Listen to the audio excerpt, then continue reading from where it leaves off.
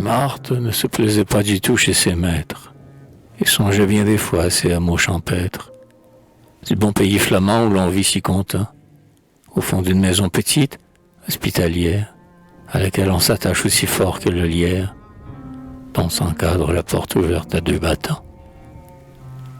Au lieu que dans Paris, la grande et sombre ville, où l'on heurte le pauvre et puis la femme vile, mendiant sous le gaz chacun à sa façon, on vit triste, fiévreux, sans oiseaux, sans verdure, n'entendant que l'aveugle à la voix rauque et dure, qui jette sur les ponts de pierre sa chanson. Ses maîtres tous les soirs allaient à chaque fête, et lorsque sa besogne ordinaire était faite, et que les trois enfants étaient bien endormis, elle lisait un livre ou brodait à l'aiguille, ou parfois écrivait à sa pauvre famille une lettre où son cœur tout entier était mis.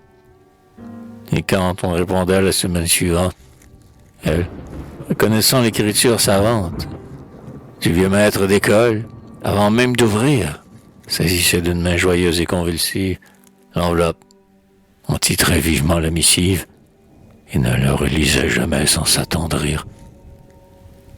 Tous étaient bien portants. On causait souvent d'elle, quand vers le chaud midi fuyait une hirondelle. Elle y retournerait aussi dans son pays, voir sa mère plus blanche et ses 5 sœurs plus grandes, et porter en priant de nouvelles offrandes à la Vierge clouée aux chênes des taillis. Chez ces bourgeois très fiers, on était dur pour elle. Les enfants l'agaçaient et lui cherchaient querelle, quoiqu'elle les aimât et qu'elle fit pour eux tout ce que son bon cœur lui suggérait de faire. C'était comme une hostile et brumeuse atmosphère qui couvrait ce doux front d'un voile ténébreux. Tous les jours, il fallait conduire aux Tuileries les enfants pour jouer sous les branches fleuries. Et tandis qu'ils allaient avec d'autres blondins au théâtre Guignol voir les marionnettes, elle, sur son tricot, fixait les yeux nets, seule, au bord d'un vieux banc, dans le fond des jardins. Elle ne voyait pas, tant elle était songeuse, jaillir une pluie odorante et neigeuse, les jets d'eau des bassins où les cygnes voguaient, ni les enfants courir le long des plates-bandes, ni les petits oiseaux venir manger en bande le pain cassé que les charmeurs leur prodiguaient. Mais lorsque le soleil, se cachant des arbres, d'un grand manteau de pourpre enveloppait les marbres, et qu'elle, son vent, voyait au loin passer, sous le dernier rayon du jour qui les éclaire, 2 amants dont fuyait la silhouette claire, elle pleurait plus fort les voyant s'enlacer. Un jour, un grand jeune homme étrange, au teint de cuivre, qui la veille déjà semblait vouloir la suivre, vint se placer près d'elle à l'autre coin du banc. Il la considéra quelque temps sans rien dire, mais il fixait sur elle un langoureux sourire, enhardi par le calme exquis du soir tombant. Il lui causa bientôt, et d'une voix si tendre, que Marthe, un peu troublée au début de l'entendre, peu à peu l'écouta parler avec plaisir, et lui faire déjà la douce confidence, au bruit de leurs 2 cœurs qui tintaient en cadence, de son rêve idéal qu'il ne pouvait saisir. Comme elle, il était seul dans cette capitale, pauvre, au milieu du luxe effréné qui s'étale, se promenant le jour et travaillant la nuit. Car son père voulait lui voir gagner ses grades, triste, puis rechercher des autres camarades, dont s'envolait la joie en heurtant son ennui. Mais elle, si charmante et si fraîche et si belle, pourquoi rêver?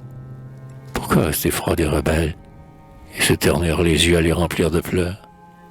Pourquoi ne pas sortir avec lui les dimanches? Ils iraient tous les 2 dans les bois, sous les branches, faire une seule joie avec leurs 2 douleurs. Ô jardin de l'Éden, jardin de Marguerite, où Faust redit toujours sa ballade hypocrite, que la femme naïve écoute, l'air vainqueur, sans croire qu'on lui ment et qu'on ne veut rien d'autre que jouir, dans l'ivresse où l'homme impur se vautre, d'un corps qui n'a pourtant de prix qu'avec le cœur. Marthe, qui n'avait rien voulu dire ou promettre, reçut le lendemain une petite lettre, sur du papier luisant et doux comme un satin. C'était de l'inconnu si plein de sympathie, lui donnant rendez-vous pour son jour de sortie, sur le même vieux banc, dans le même jardin. Marthe hésita longtemps. Tous les autres dimanches, elle mettait sa robe en soie, à larges manches, et son petit chapeau fleuri comme un bouquet.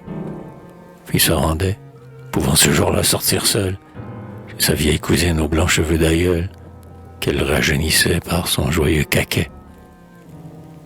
Que ferait-elle? Aller? Ne pas aller? Problème. Car le cœur est toujours hésitant quand il aime. Pourtant, il semblait bon. Il semblait triste aussi. Et puis, était-ce mal aller aux Tuileries?